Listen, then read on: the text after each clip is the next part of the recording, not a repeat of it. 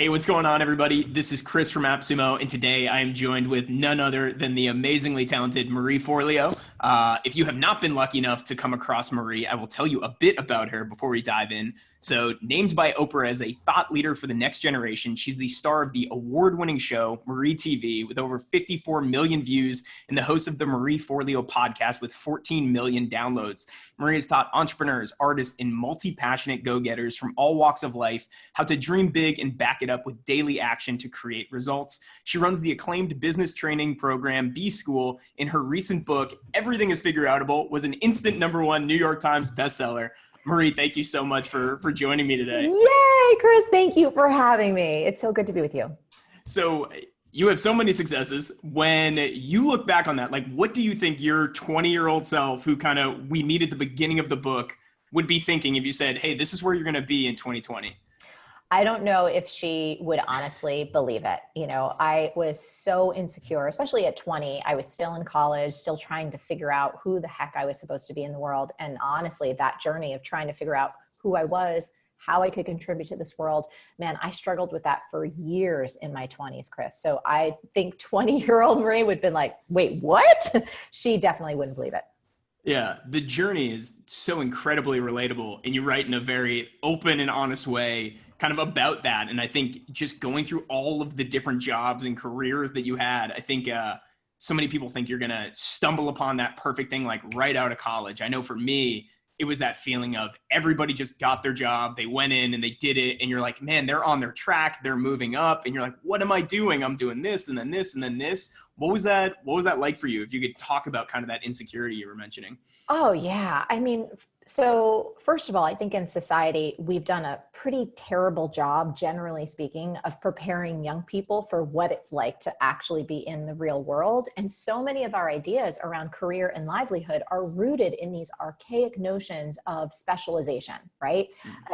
People ask you, what are you going to be when you grow up? And you're supposed to have one society approved answer when you're a child.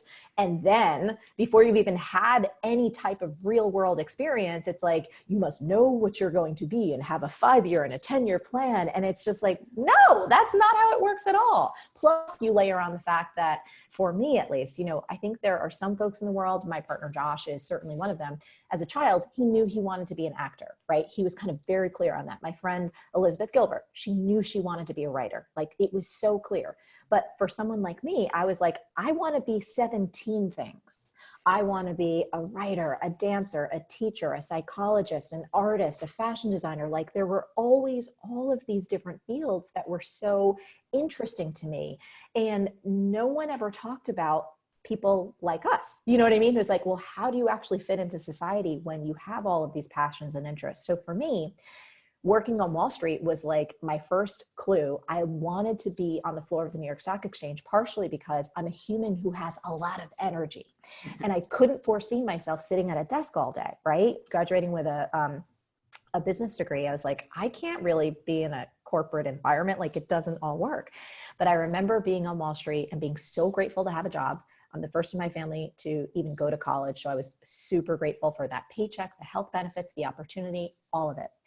But after a few months, I remember just hearing that still small voice inside that was like, Marie, this isn't who you are. This isn't what you're meant to do. This isn't what you're supposed to be in life. And Chris, I got to tell you, that voice started to give me a sense of panic, because I'm like, it's telling me this is wrong, but it ain't telling me what I'm supposed to do instead. And like you alluded to, you kind of watch your friends start getting stable jobs. And in my case, I watched them starting to kind of climb this ladder and get established. And some of them were, getting married and building families and doing all of these things. And I felt like I was treading water, like everyone was going faster than me. And I remember when I left Wall Street and I was trying to, again, figure out who I was meant to be. The only clues I had were I was highly creative, a lot of energy, but I also was fascinated with business. And I was like, how do you make these two worlds mesh? And the clue that dropped in my head was like, what about magazine publishing? They have the commerce side of advertising, and then there's the editorial side, which is highly creative. And again, this is the late 90s, so magazines were still very big at that point. So I hustled. I worked for temp agencies, and I got myself a position at Gourmet Magazine on the ad sales side as an assistant. I was like, this is going to be great. It's amazing. It's a completely different environment than Wall Street. This is going to be new. And, one of the things I loved about that first job was the fact that at Gourmet Magazine, which is an eating magazine, my desk was next to the test kitchen. And I'm somebody who likes a lot of food. So the editors would go, hey, try this recipe, try this one. Does this one taste better? I'm like, this is awesome. But fast forward like 6 months, and Chris, that same voice came back. That still voice inside that said, Marie, this still isn't it. This isn't who you are. This isn't what you're meant to do. This isn't what you're supposed to be in this world. And I tried to take a step back and get some more perspective. And I said, okay, Wall Street wasn't it. Now I'm at the magazines. What's happening here? And I realized I didn't want to become my boss, meaning I didn't aspire to gain my boss's position. And then when I looked ahead at the ultimate in that role, it was the publisher of a magazine. And she was a brilliant, smart, powerful woman, but I didn't want to become her either. And I'm like, well, if I don't want to climb this corporate ladder, what am I doing wasting their time and mine?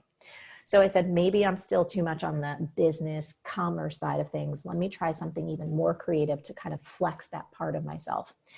I got a job at Mademoiselle magazine, and I was like, okay, this has got to be it, right? I'm working with designers, there's photo shoots, you're working on layouts, this is going to be amazing. And so I'm in this job and I'm so happy. And what do you think happened? Within like 3 months, Chris, that little voice came back. It was like, Marie, this still ain't it. This isn't who you are. This isn't what you're meant to do. This is what you're meant to be. And at this point, Chris, I'm like, oh my goodness, am I broken? And I'm not joking about that. I seriously considered, I said, do I have some kind of cognitive challenge? It turned out I do have ADHD, but that wasn't the problem. And I just couldn't figure out how I could want to work so hard, want to make a difference, but I kept quitting every job I had because it felt like I was dying a slow death. Nothing made sense. One day I was on the internet and I stumbled upon this article about a new profession at the time called coaching. Once again, for context, 1999, no one had ever heard of this before. And Chris, there was something in my heart and soul that lit up like nothing ever had before. So it was as though the clouds parted and little cherub angels came out, and it was like, oh, this is your calling. This is what you're meant to do. So the one side of my head, I'm from Jersey, right? So I'm skeptical, a little cynical at times, was like, who the hell do you think you are? You're 23 years old. You've got piles and piles of debt. You haven't even lived life yet. Who's going to hire a 23-year-old life coach? This is nuts. This is stupid. This is going to be one more thing you just fail at. But the deeper part of me couldn't deny that something about this felt right, and I couldn't explain it. So I signed up for a 3-year coach training program on the spot. Everything was done virtually, which was so groundbreaking at that time. It was all done through teleseminars. I kept my magazine job during the day, worked on my coach training at night. Few months go by and I get a call from the HR department, and they had a promotion for me at Vogue magazine. So this was my entrepreneurial fork in the road, right? Do you stay on the safe path, have the pay, the benefits, the prestige of this path, or do you quit and do this weird ass life coaching thing that no one has ever heard of? You're totally skeptical of, you have no experience in, you're just coaching, training in it. And of course, what I did was I quit my job and I started to figure out how to build a business from the ground up. So I do this weird thing when I'm reading where I'll put in the margins, like if something relates to me, I'll just write me in the margin. It's the way I kind of infuse my narcissism into the book. And one of the places that like really stood out at the beginning, what you were saying is when you're working at Gourmet magazine, you look at your bosses above you and you're just like, that's not who I want to be. And I had the same experience when I got a job in finance. And after like a couple of weeks, I'm looking around, I'm like, the best case scenario is I'm selling mutual funds it was in New Jersey actually. And I was just like, that's not what I want to do. And so I was reading all of these books about like getting into startups and marketing and entrepreneurship, but there's that voice that's kind of the opposite of what you're saying, where it's like, you're going to be the unique one who can't do it. It's like, you're reading all these stories about the people that do it and you're like, yeah, but I'm the exception. I'm the unique snowflake who can't do it. So how do you use, you talk a lot about the strategy of like belief. How do you shift your beliefs where you can make that leap, as opposed to being like, well, it's never going to be me. I might as well just stay doing what I'm doing. Absolutely. So one of the things that we unpack, and hopefully we do a good job of it in the book, is the power of our beliefs, right? So all beliefs are a choice, and choices can be changed. And so it takes a little bit of that awareness of even just you calling yourself out, going like, oh, I'm reading all these books, I'm seeing all these other examples, but I have this insecurity in myself that I'm different. that I'll be the one that fails. And forgive me, in California, I don't know if you can hear I've got blowers around me. It's just what happens in Los Angeles. So forgive me for that. Back on track. If you recognize that belief in yourself, if you recognize the voice in your own head that says, I don't think I'd be able to do that. This is why the meta belief of everything is figureoutable is so transformational. Because if you're willing to embrace this notion that everything is figureoutable, then all of a sudden that limiting belief that you may not be able to do it, it's just something that you haven't figured out yet. The 3-letter word yet can help us transform anything. So I think you actually gave us a clue on what we can start doing to transform that belief, which is this. You start actually looking for the opposite. So the limiting belief of like, oh, but I wouldn't be able to do it. So if you start stacking all of the experiences of other people that don't have MBAs or kind of either are in your range in terms of your type of style of growing up, your background, and then going, okay, wait, if all of these people can do it and everything is figureoutable, this is absolutely possible for me too.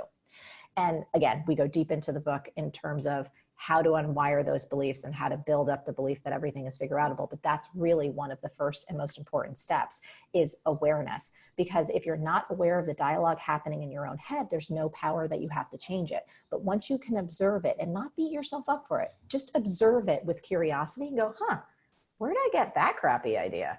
That's not useful. That's not helping me. Is anything else possible? Then we start to create some momentum.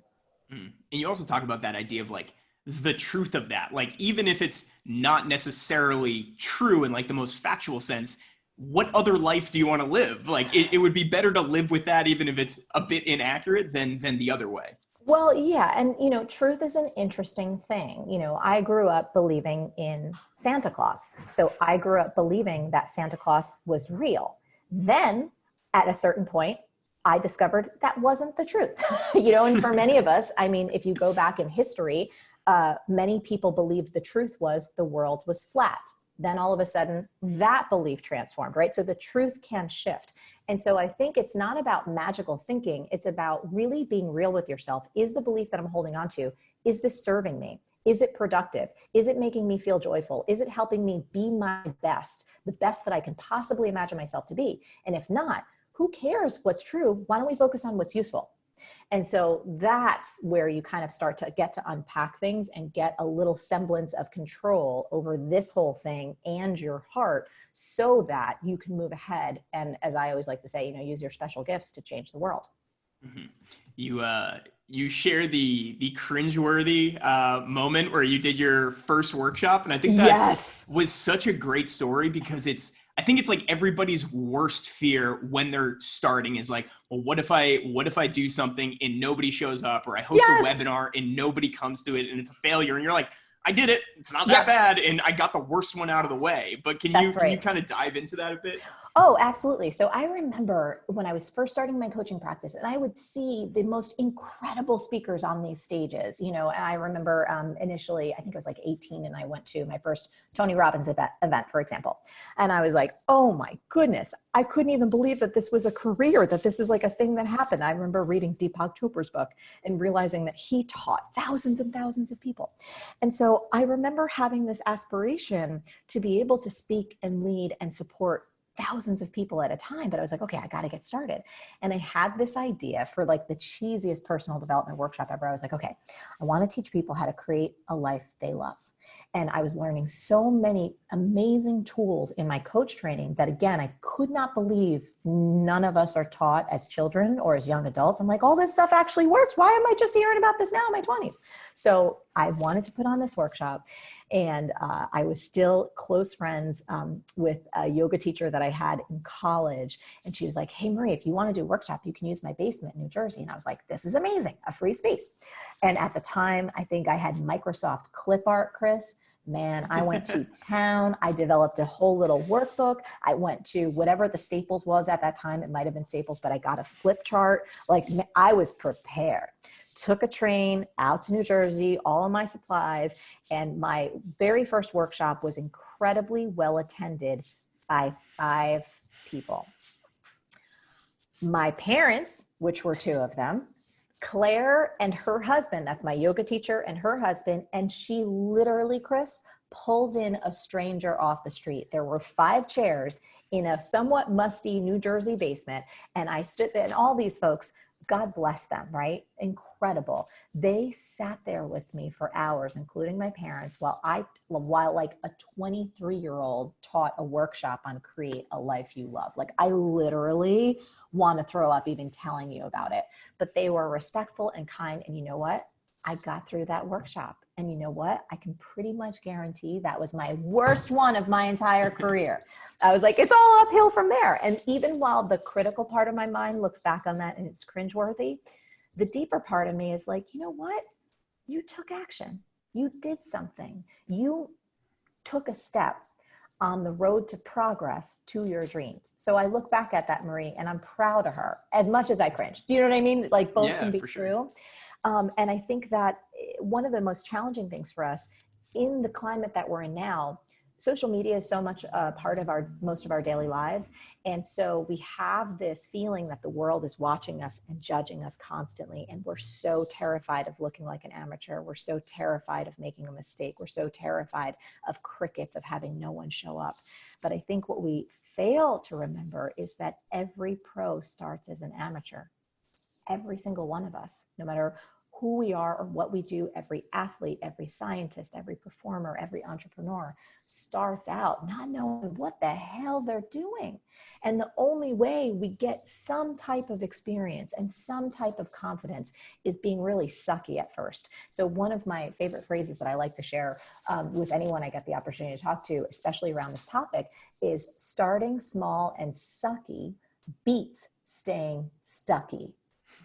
I know it's a tongue twister, but hang with it. Starting small and sucky, meaning you're horrible at what you do, beats staying stucky, meaning stuck and paralyzed and not moving forward and not experience any growth or progress towards your dreams. You also talk about you gain clarity through taking action, not just sitting with your thoughts all day long. Yes. Okay, let's talk about this. I think this is something that I still live my life by. And I'll say, Chris, I live my life by mantras because, you know, as entrepreneurs, as creatives, right, we all have so many ideas. There's so many things that we can do. And most of the time, our appetite is way bigger than our capacity. We take on too many projects. We're like, oh, I'm going to do this, dominate the world. And you're exhausted by the end of the day. And sometimes when you have all of these ideas and you're like, I don't know which direction I should go in. Should I hire this person? Should I use this strategy? You know, what should I do? And we can spend days, weeks, months talking about it, thinking about it, but not actually getting the clarity that we crave. And so one of the mantras that helps me the most is this notion. Clarity comes from engagement, not thought. Clarity comes from engagement, not thought. What does that mean? That means that anytime you have 2 potential paths that you can take in front of you, do everything you can to, as quickly as possible, move towards both. Take some meaningful step, test it, experiment, feel it. Why am I suggesting that? Because all of us have an internal body truth and innate wisdom within us that will tell us which path is right by an internal feeling and a little bit of external feedback perhaps, but mostly an internal feeling, but we can't get there unless we take action and experience it. So it's an experiential knowing that only comes through taking action. Does that make sense? Yeah. Yeah. And often, again, and I've made this mistake so many times. That's why I say clarity comes from engagement, not thought, again and again and again. I use it as a CEO now when we're hiring people. This is one of the best strategies. Again, painful mistakes, expensive mistakes in the past. We always find a way to do paid tests with people before we hire them as full-time employees so that we have a chance to experience each other, right? So that we know the communication style. We know if they're as great on paper as they say they are, and if they actually enjoy working with us too. So clarity comes from engagement, not thought, can be used for your personal life, for your professional life, as a CEO, anything. It will help you gain progress faster and also gain confidence, because when you do this enough, you start to go, oh, I recognize this feeling. This is the feeling or experience that I've done this before. This ain't going to turn out well.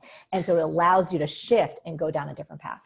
Yeah, that's amazing. And it seems like it's all the limitation comes from the fear, and that's what's stopping you from doing it. And something I haven't done on an interview before that I would like to try is reading a passage from your book. Doesn't work, it doesn't work. But I marked it off where you talk about fear. I think it's on page 97. So you say, you will always feel fear. Don't get seduced into thinking some magical day will arrive when you no longer feel afraid, and only then you will be ready to act. That's not how it works. Action is the antidote to fear. Action metabolizes it. The trick is allowing yourself to feel fear while you take action. Make the call even if your pits are sweating. Speak up even if your voice shakes. Ride the scooter even if your body trembles. Raise your rates even if it makes you want to hurl. Send your pitch deck even if your tummy is in knots. Have the difficult conversation even if it makes you squirm. Doing the thing is far easier than the terror we inflict upon ourselves by stressing over it in our heads. The fastest way out of our fear is through it. So what can people do to start implementing that? Because that's such a great passage, and Thank you. I guess all of the examples you use are so relatable too. So how can somebody deal with that? Yeah, so it is interesting. Like when we feel things, often there's a physical sensation in our bodies, and then simultaneously we have thoughts. There's a narrative going, right? And oftentimes those things are compressed, so we think they're one. So you start to feel those sweaty palms or that knot in your stomach, and you're like, oh, I don't know if I can do this. And all of a sudden the narrative is like, I'm not good enough. I'm not articulate enough. They're not going to like me. But you can go down kind of the litany of things that we all say to ourselves in our head. Here's the trick. You take a deep breath and you allow yourself to simply focus on the physical sensations of fear, the butterflies in your tummy, the sweaty palms, the feeling of nausea, in my case, if you ever wanted to raise your rates, and you just stay there and you disconnect it from the thought or the narrative. Here's what's interesting. When you allow yourself to fully just experience the physical sensations without engaging in the narrative up here, those physical sensations last anywhere from 7 to 12 seconds max. And then you're able to move forward. But again, this is the kind of stuff, Chris, that we're not taught in school. No one's taught this. So if you think the narrative and the feelings are one and you can't separate them, all of a sudden you get frozen and you don't move ahead. But when you breathe and you experience the physical sensations of fear, you're like, oh my God, that kind of went away. And then you keep moving forward. So it's a practice, just like meditation, just like running, just like working out, like any of those things. It's not like a one and done, right? It's something that you practice again and again, but it is completely possible. It's just that our educational system and our culture hasn't trained us to understand how all these things work together. And it certainly hasn't trained us that fear, most often, again, not the kind of fear that stops you from walking in front of a moving van. We love that kind of fear. It keeps us alive. But creative fear, professional fear, what I've discovered is that fear is actually helpful. It's directive. Fear is often a GPS for where your soul most wants you to go. And if you see it in that way, and you see those signals as a positive thing, it's your body letting you know that this thing is important to you, that it's awesome, and you can just experience those sensations, all of a sudden, you don't have to battle with fear anymore. You don't have to fight it. You're like, oh, this is just my body telling me this thing is awesome. This is the thing I need to move towards. This is the thing I need to experience because it's my growth path. Mm-hmm. Yeah, I loved the example of Bruce Springsteen, where before he goes on stage, he's like, oh, my stomach's in knots and my hands are sweating, but he's not saying, oh, I'm so afraid. He's like, I'm so excited. This means I'm ready and I'm amped up and I'm good to go. And it's like, yes. Wait, so all of those feelings don't have to be fear. You can call them whatever you want.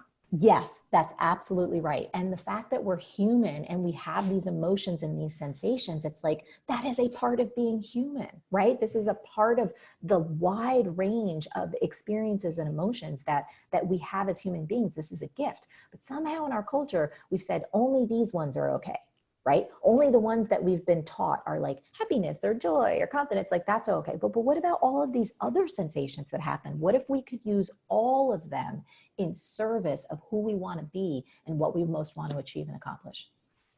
Amazing. One of my favorite quotes, or I guess passages from Ira Glass that you have in the book, is about minding the gap, and where you have these high expectations for yourself and you know what you want, but then you either write the book you're looking to write, or you do the painting, or you start the business. You're like, man, this is so far from what I thought it would be. how do you mind the gap? How do you deal with that? Yeah, so we're talking about that gap between our ability and our ambition. So most of us, when we're starting any endeavor, writing a book, even remodeling a house, creating our brand, hiring folks, it's like we have this kind of beautiful vision. And Ira Glass talks so impeccably about this, that you have good taste, right? The whole reason you want to get in the game is because you have good taste. You have this idea of something that you want to produce that perhaps the world has never seen before. And you can get there somewhere in your mind's eye. But when you're producing it, when you're executing on it, you look at it and you're like, that's not very good. There is a big gap between my ambition, right? The thing that I want to create, and my ability right now. I like to think about it in concrete terms, in terms of a book. A lot of times, many of us are writers. Even if you don't consider yourself a writer and you don't write books, if you are an entrepreneur, you have to write emails and pitches and pitch decks and social posts and, all kinds of different things where you're writing. And a lot of times people are like, why can't I write brilliantly at first? I'm like, do you know about a thing called the shitty first draft? This book, which I'm so proud of, and I'm so appreciative that you enjoyed it, it did not start out in this form, right? There was so much that never made it in the book because there was even a gap between my ability to write the final book and the ambition of what it would be. So, that's a kind of condensed version of it. But for most of us, I remember, Chris, when I started my company, and I had this idea of visually how I wanted my website to look, how I wanted my courses to feel and behave from an aesthetic perspective. And Chris, I couldn't find the talent. I wasn't able to communicate clearly. I wasn't able to get it to look like my ultimate ambition. It probably took me over a decade before what I saw in my mind's eye that I had the resources, the team members, the ability to articulate to make it actually come to life. So minding the gap is being gentle with yourself. It's about not falling prey to perfectionism, which basically perfectionism can hold all of us back. Like, well, if I can't be the best right out of the gate, I'm not going to do it at all, right? And so focusing on another mantra, progress, not perfection, is actually the pathway to bridging that gap between our current ability and our ultimate ambition. And you have to be really kind to yourself. You have to be willing to go out with a first version of something. You spoke in the beginning, like we have a program that's called B School, Online Business School for Modern Entrepreneurs who want to make money and make a difference. I've run that program now for 11 years, Chris. We've had over 65,000 graduates. Version 1, back in 2011 or whatever it was, looks nothing like the 2020 version. The graphics, even the content has been refined and updated and upgraded in every way. But guess what? I could have never reached 65,000 students if I wasn't willing to come out of the gate with my best effort way back in 2011, 2010, whatever the hell it was. Does that make sense? Yeah, totally. Yeah. And yeah, it makes me think. So when I first heard of you, it was probably around 2010. Probably the first podcast I ever listened to was Sean Croxton's Underground Wellness podcast. And I heard you on there, and his show was like what made me want to do like podcasts and interviews. And I thought he was so good at it. And so when I was at like one of my jobs after school, I tried starting one. It didn't really work out. And then after I left that job, I made a couple episodes on my own, never really did anything with it.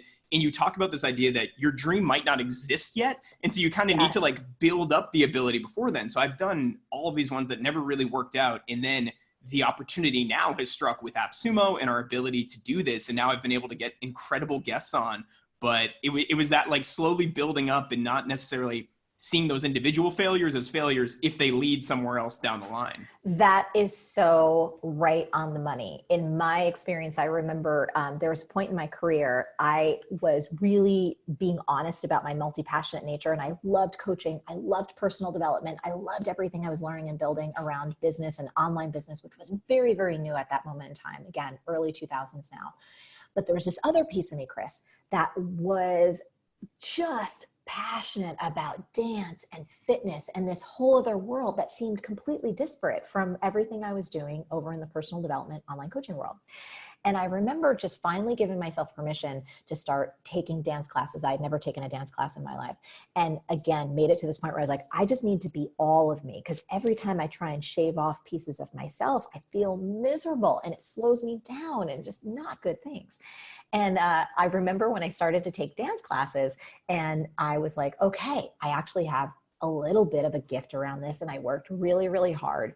And then I started looking at the dance world and I was like, okay, so if I'm going to be a real dancer, and I'm putting that in bunny ears, I must need to aspire to go and book music videos and tours with artists around the world. Like that's what real professional dancers do.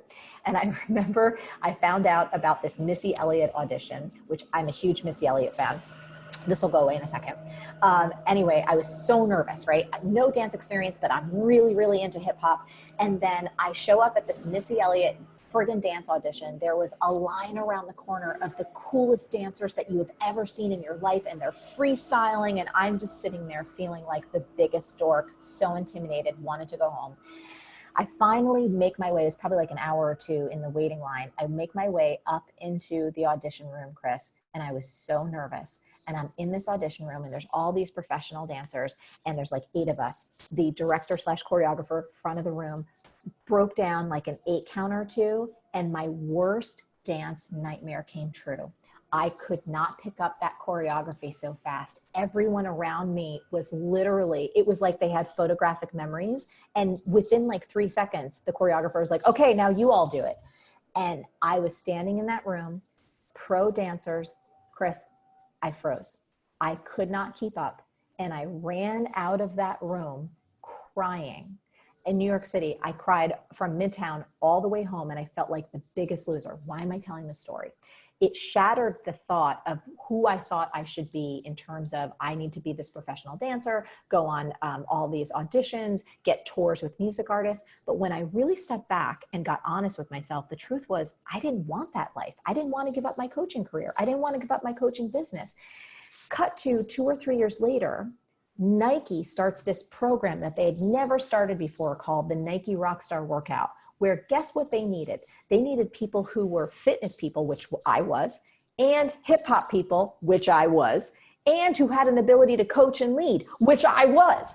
And I got to become one of the world's first ever Nike Elite dance athletes and master trainers. And I traveled all around the world teaching hip hop, leading these workshops, doing all of these things. But guess what? I could have never set the goal to become a Nike Elite athlete as a dancer because it didn't exist yet. So that Missy Elliott fail was like a very necessary step in helping me regroup myself and re-aim my efforts in a direction that I really wanted to go in. So for anyone listening, you know, your flops and fails, do not judge them too soon. Yes, they feel horrible in the moment. Yes, you might have some tears like I did, and Chris, I'm sure like you probably felt yourself like, I'm not cut out for this. I don't know if I'm even meant to do this. And meanwhile, cut to this point where you have this incredible opportunity to do the thing that you wanted to do for so long in a way that's even better, perhaps, than what you did years ago. Yeah, it's amazing. That's awesome. How does the Everything Is Figureoutable philosophy, how have you been seeing that more recently, like in the past few months or with students and kind of the concerns that you've noticed that are on people's minds? Yeah, so I think everything is figureoutable. This is why I love it. It's so simple. Anyone can get it. And it trains your brain to think more creatively, especially in the face of obstacles and setbacks, right? So if you believe in your heart, like I do, that everything is figureoutable, no matter what problem shows up on your deck, which for all of us, they'll show up all the time, you're going, okay, this might not be optimal. This might not be what I'm wanted to happen, but I can figure it out. So recently, obviously with COVID-19, that has shifted a lot of things. And one of the best stories, I love this, there was a woman who is a B schooler and she's a children's book author, right? So not a typical kind of business, but a creative and someone who's responsible for creating books and being an author and building a platform and all that stuff. And, you know, publishing contracts were starting to dry up and she's like, what do I do right now?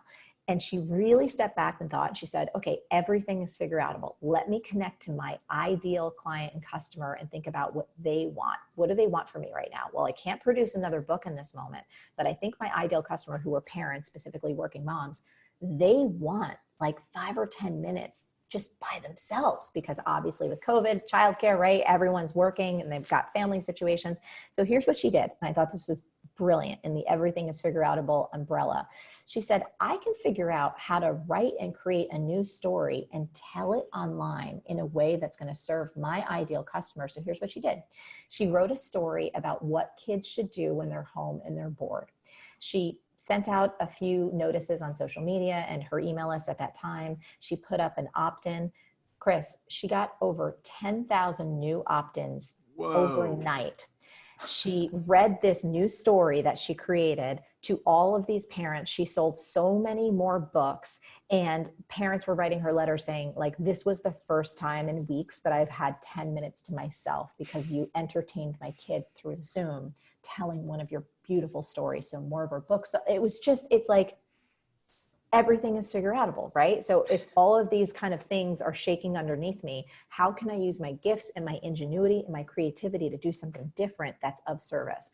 So that's one example. And I think we've seen lots of examples in society. Like I was thinking about this the other day, and Everything Is Figureoutable moment. This one woman was feeling kind of bad that she's single. She was in quarantine by herself and she didn't, couldn't really help and just feeling lonely. She looked in her fridge and she said, well, what do I got in here?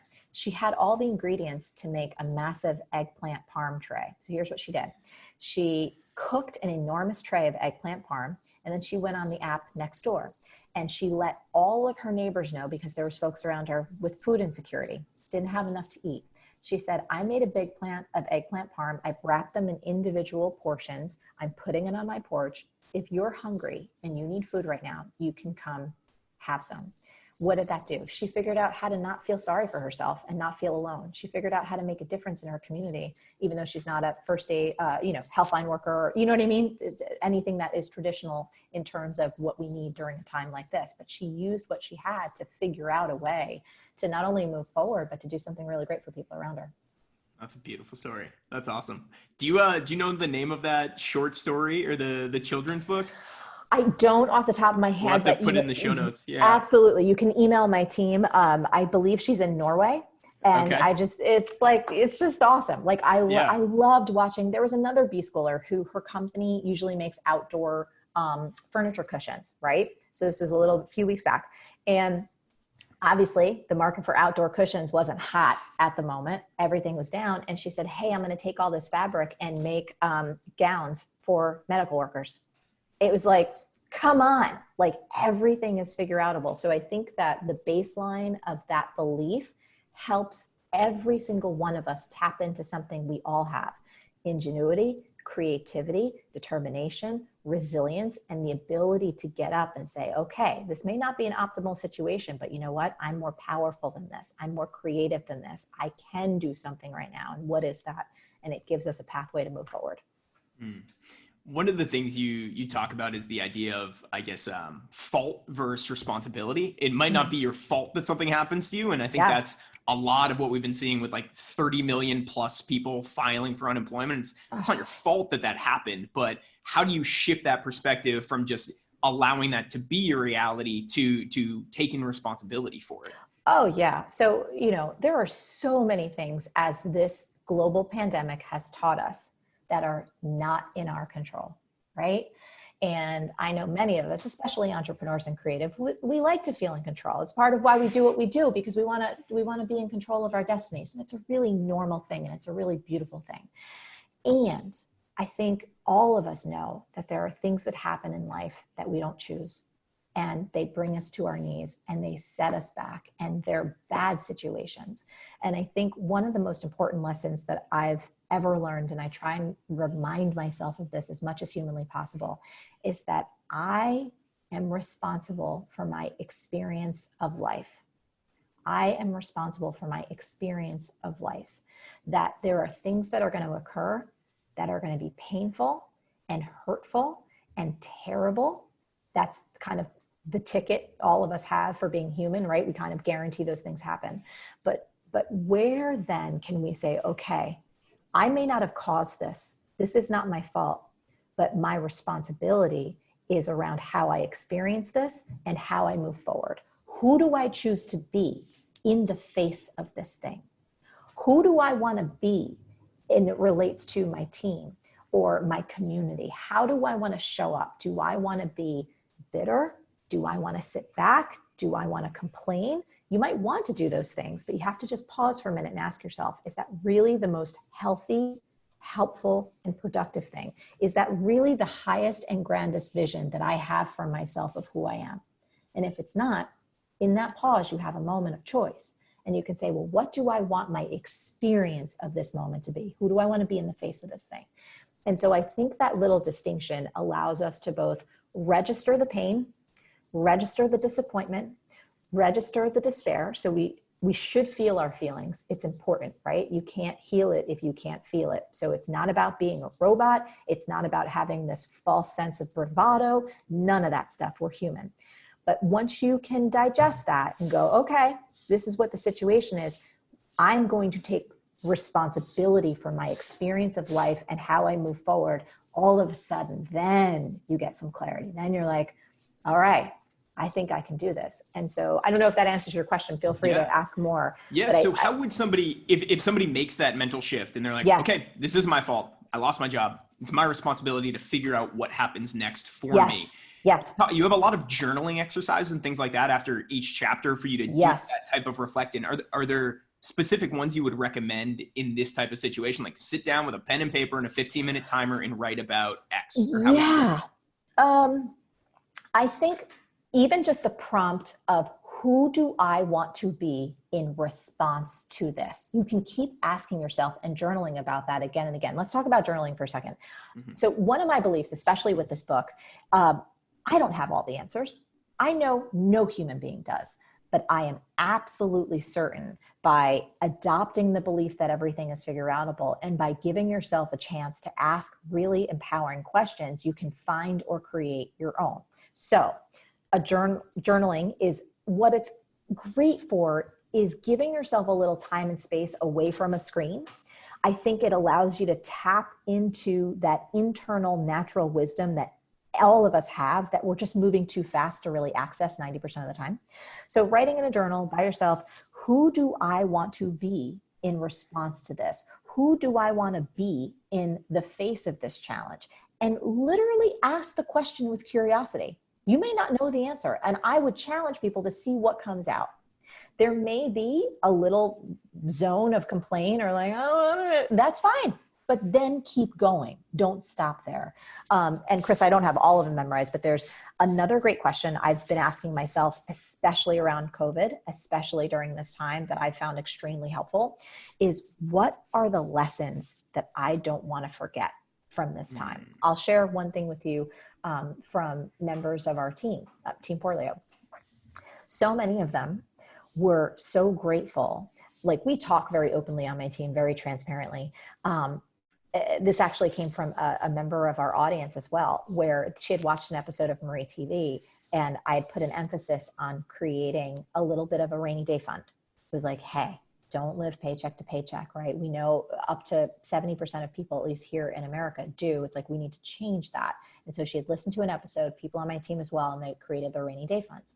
And they were like, I'm so glad I learned that lesson. And now I'm going to expand that lesson. So for anyone watching journaling, what are the lessons that I don't want to forget from this time? So even someone who may have lost their job, that can still be a really relevant lesson. It's like, okay, what are the lessons I don't want to forget? Maybe it's about a rainy day fund. Maybe it's about, I need to really build my network of other humans so that if something changes, I have people that I can reach out to. What are the lessons I don't want to forget from this time? I neglected to build up a certain skill set because I thought that I would have this job forever. Again, I'm just coming up with examples off the top of my head. The point is that anyone listening right now, if you journal on those questions, you will get answers and wisdom that you can act on to move forward and become stronger and better and more resilient. For years, I had been hearing about the power of journaling, and I was just so resistant to it because the idea that I always have is like, well, if it's in my head and it's on paper, what's the difference? Like, these are my thoughts. So writing it down, how is that going to change anything? Yep. And then starting this January, I started doing morning pages every morning, writing 3 pages. And then yesterday I was kind of reflecting on, I was getting very meta, like the journaling about journaling. And what I was kind of thinking about is it's not necessarily that like journaling itself is magical, but it's more this, you're taking 15, 20, 30 minutes to just give uninterrupted time with your mind. It's really just you can't be on social media, you can't be watching something else or listening to a podcast. It just allows you to really just like take the full power of your mind and direct it towards like one question or one topic. And one of the ones that you talk about in the book is, I think it's looking back from your 100-year-old self and just starting with something like, I want you to know that, and then just allow it to come out. And that's what I'm so excited. I was going to do it this morning and didn't have time, so I'm going to do it this afternoon because that seems like such a powerful one. Oh, it's incredibly powerful. I was thinking about this last night, Chris. I was actually thinking to myself, and I talk about this in the book too. And some folks might think it's morbid. I think it's inspiring and it's reality. Just realizing like, oh, wow, you know what? One day it's going to be like, this was the day that Marie Forleo died. And God, I'm hoping I can last to 120. So I'm, not wanting that day to come anytime soon, but this notion to build on that exercise, it's like imagining yourself at 95 or 100, or imagining yourself like you're kind of wrapping it up, right? You're almost on to your next cosmic adventure. And we all have the power to do that through our imagination and going like, gosh, what do I think back and wish I had told my younger self? My mom, who's amazing, she's in her 70s. She's such a great touchstone for me because she's always telling me, she's like, Marie, I'm telling you, I'm ahead of you. Here's the lessons. I need you to do X, Y, and Z now. And she's funny and she's hilarious. But to your point about journaling, a couple things. One, many of us don't know truly what we think about something until we investigate it, challenge it, and write it down. And I found for myself that sometimes I uncover deeper insights and different perspectives that I couldn't get to simply in my head. I think what you also shared, the fact that you're undistracted, you're not consuming anything else. This is the second point I wanted to make. Here's the power of journaling. It's not necessarily about a diary. It's about an opportunity to really keep checking in with who you are and who you want to be. And if there's any challenges that you have in your life, it's an opportunity between you and you to start to solve them. And what else is great about it is it trains you to create before you consume. That's a notion that I'm excited to build out more in our culture that is so about inputs, television, social, email. There's so much information coming at us. People have the ratio flipped these days. They're consuming and they're like, I don't have any time for my business, or I don't have any time to make that book or that podcast or whatever the thing is they want to create in the world, even if it's wanting to create a stronger body or a healthier mind or more connected relationships. If you start to play with the directive, create before you consume, you can do it in your journal, everything shifts. All of a sudden, you're not necessarily a consumer, you're a producer. And that's a very powerful shift to make.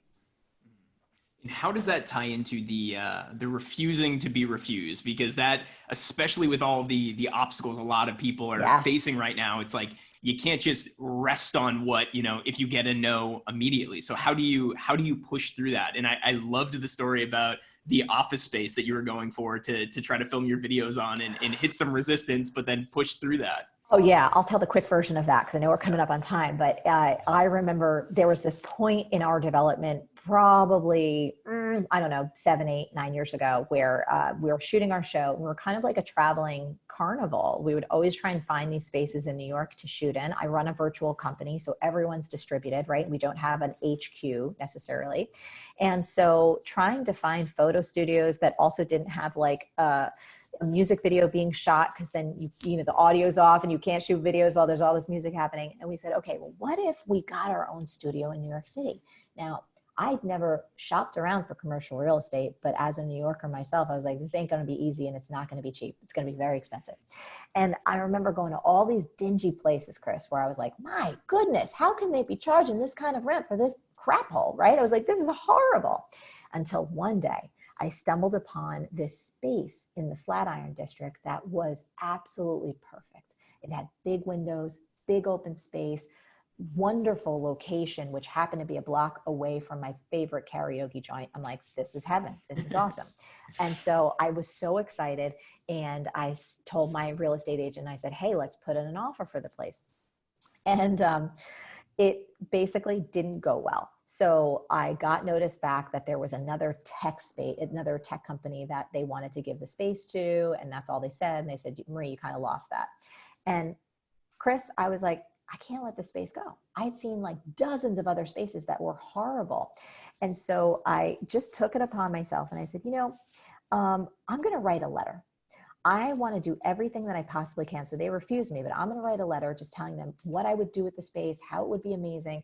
You know, can I get it? Is there any possibility, any shot I can have an option at this lease?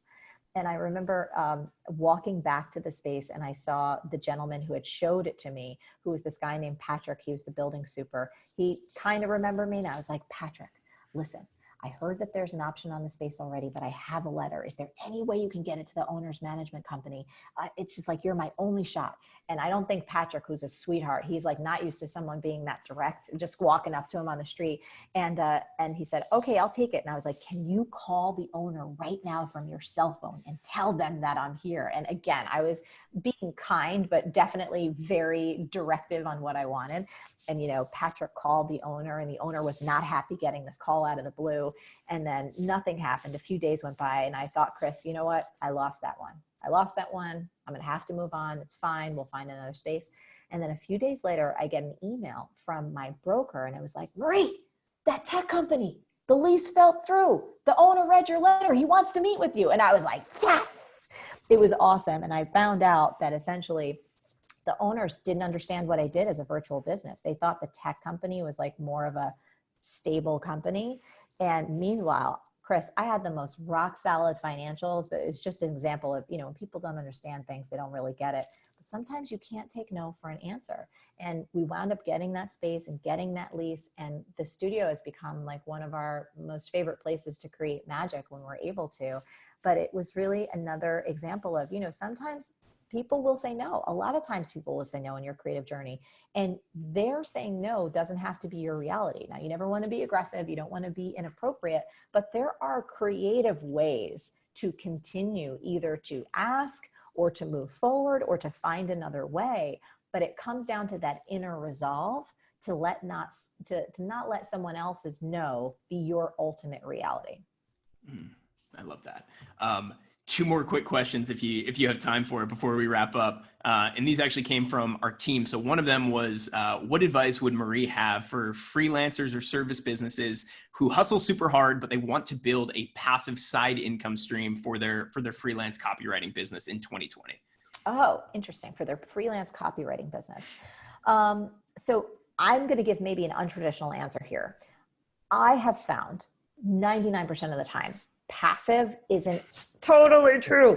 Like most things are not passive. Like unless you're investing at a particular level in the financial markets where it really is passive and things keep coming in and there's some risk. But in business, I find that things do require some upkeep and things do require a lot of ongoing nurturing if you want to deliver a great product, if you want your marketing to stay relevant and you want your messaging to stay relevant.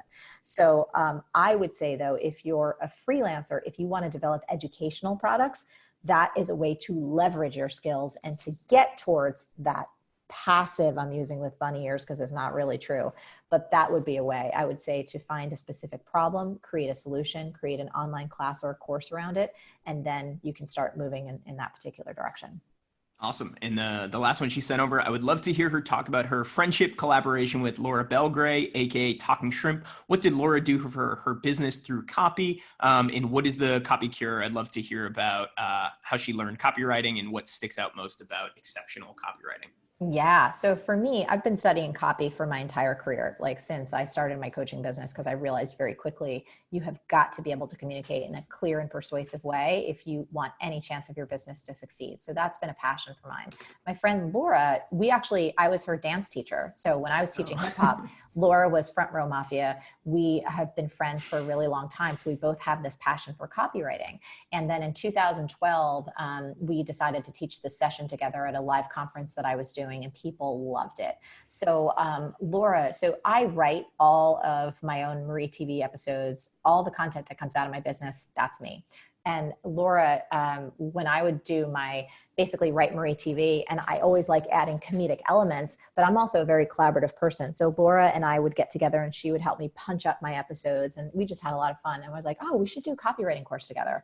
So the Copy Cure is an amazing copywriting system for anyone who wants to write more clearly, more powerfully, and most important, more quickly. I think a lot of people get hung up. They feel like they're kind of using old school templates that are really info markety, and it makes you feel like a used car salesman.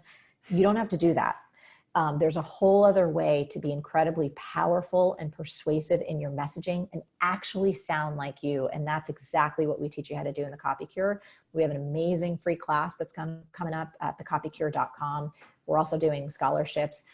But the program itself, it's a slam dunk. I had 2 women that run a flower company, and I think they saw a 91% increase in their revenue only by changing the product descriptions. They changed their copy and nothing else. And we have dozens of stories like that from people, again, who don't sell coaching, who don't sell how to make money, who sell things like pet portraits, and have seen like hundreds of percentage of increase in their revenue, their response, their click-through rates, just by using what we teach them in the Copy Cure. It's phenomenal. That's awesome. And you said you have a free lesson there, thecopycure.com. People can check that out. Absolutely. Yeah. There's a free writing class, and, the course is open right now. It's only open once a year, but then other times we have a free 7-day writing course. So there's always free information coming out that can help people be stronger, more persuasive, more clear writers.